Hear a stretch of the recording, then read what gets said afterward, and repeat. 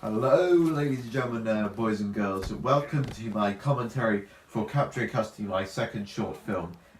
So the beginning was one of my proudest edits, where I basically had a cinematic feel to it.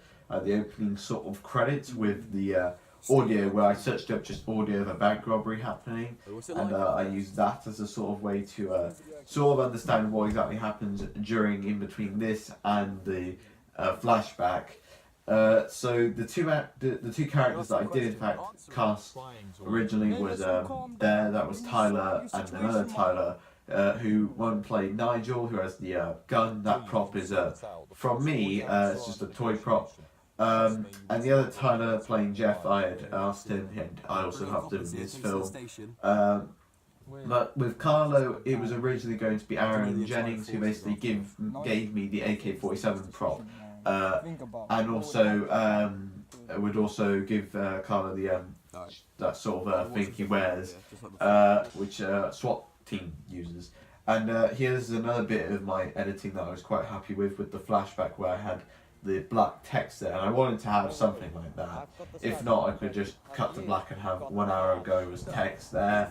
The hooded figure was originally going to be me, but then I got my brother into this, so that's where the voice does sound a bit, quite young compared to the rest of my cast. With Carlo, I was actually quite happy with the way he acted as well. With here, this was a pretty cool editing, and this was the beginning part. And usually with the beginning of my films, you'll notice a lot more shots are being done, whereas the later part, you'll see less of that. You'll see more dialogue in just one shot, and that's because it running on a time schedule. And here it was mainly with Jeff, Tyler. Basically, he had to that's him there. He basically had to have an appointment, and so we were on a tight schedule. And I'll explain where the last shot is. Here I used the phone audio, which I was quite happy with the way it was moving. However, some people did point out it was very loud, so I need to work on that. Plus my music fading in and out, it just cuts off, which is a bit odd. The toy prop, the knife he used, it's a bit odd and it's a bit silly in some areas. Here with this was the first scene that I shot with Carlo. It took only about 3 takes to do, and for the third take he did quite well. I cut off a bit of that because the last bit he does say is a bit here and there. And with the quote on Buddha, that was mainly to just find a way to, cut back to the present in a great way. So it was good music, it just needed some text or something on there, and so I used that. And the car filming was my parents' idea when they suggested you filmed in a house before with Best Fiends Forever, filmed somewhere else. So my dad had pointed out a film called Lock, which stars Tom Hardy, which takes place entirely in a car, and that's where it comes from.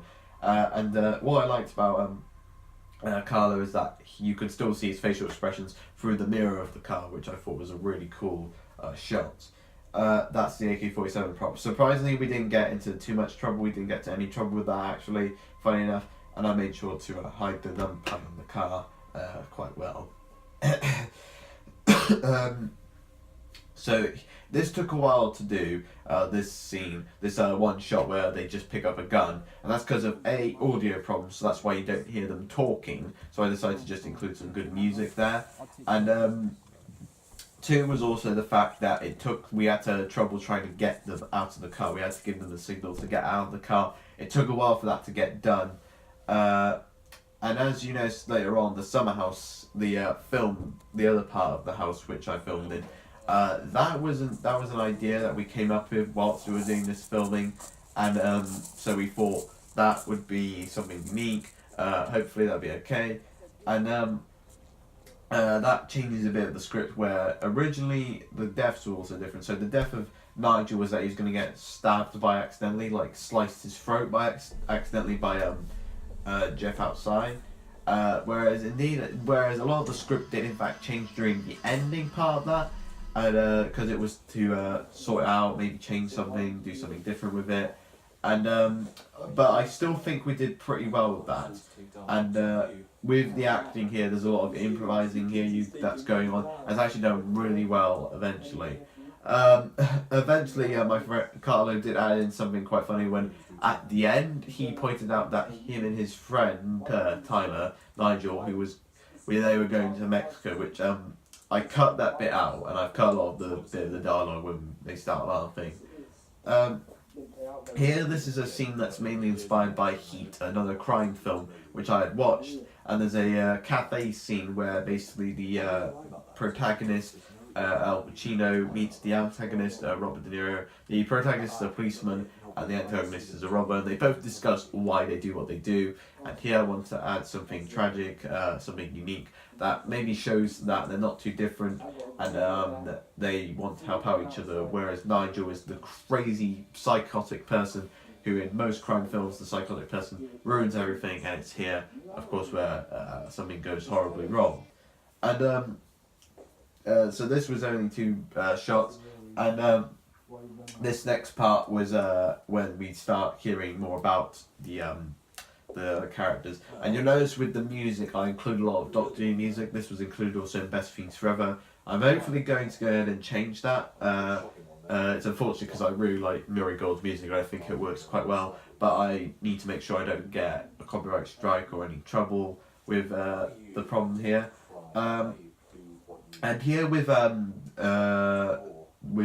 Carlo, his character Sid was going to have this sort of link with Brexit, that you have to survive your country, and it would be set a few years after the events of that. And I thought, that's a bit too over the nose, that's a bit too political or something like that. And I don't want to get involved with anything too political or anything too in your face, like, I don't know, social justice warriors, feminism, and stuff like that. I wanted to make sure that I did include, though, his dad getting killed by the police, which shows the police brutality, which is sometimes shown in crime films, when mainly the robbers are the protagonist in a way.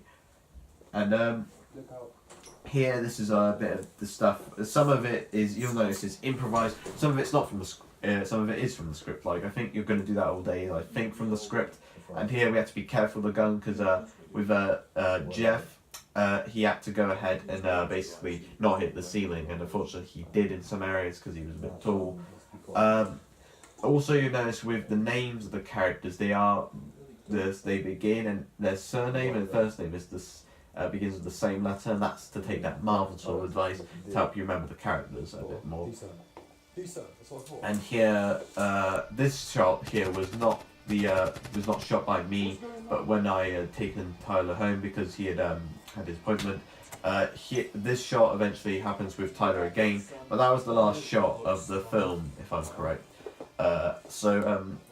Here he did actually punch him, Tyler, and if you actually saw the full unedited clip, but I didn't include that because it didn't look that great. And here, this is left up to viewers, and this is something I had ended in my script as well. It was to leave it on an ending point, so you don't know what exactly is going to happen to Jeff. Is he going to survive, not being arrested, or is he going to get arrested because he had committed a crime?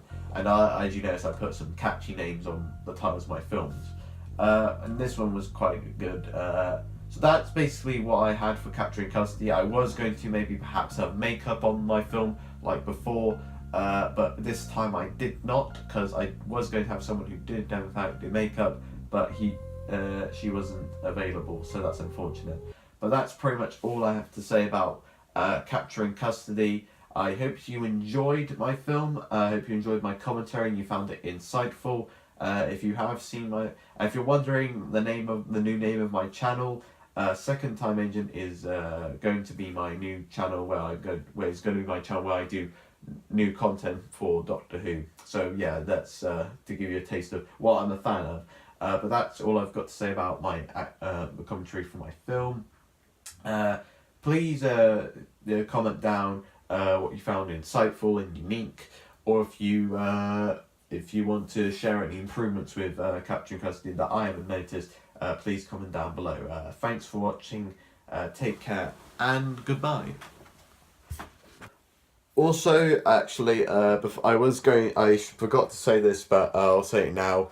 For improvements I have noticed, with my film Capturing Custody, you'll notice that there is a difference perhaps in maybe quality, and the quality looked nice on Best Fiends Forever, but the sound was a problem, and here hopefully there was an improvement in sound that I will hopefully get a mic for my next film. With here, I shot it on an actual camera. It was a Panasonic, and it's a quite small, light, weighted camera. The previous film, Best Fiends Forever, was shot on an iPhone, and you'll notice that the biggest problem with Best Fiends Forever is down to the sound quality. So that was a bit of a problem there, but hopefully I've improved on Best Fiends Forever. I think I had a much more confident feel with this, as someone had commented, and it does definitely feel more confident. It feels better shot, better acted, and it overall is a much better made film, I think, with the script also being much better done. It's less complex, and the acting has improved a lot. So that's actually what I've got time to say. That was all I needed to say. As I mentioned, if there is any other improvements you noticed in Capture Custody, please tell me any feedback, and I'll make sure to take that feedback into my next film. I'm always looking for improvements. Cheers for watching. Thank you very much, and take care and have a lovely day.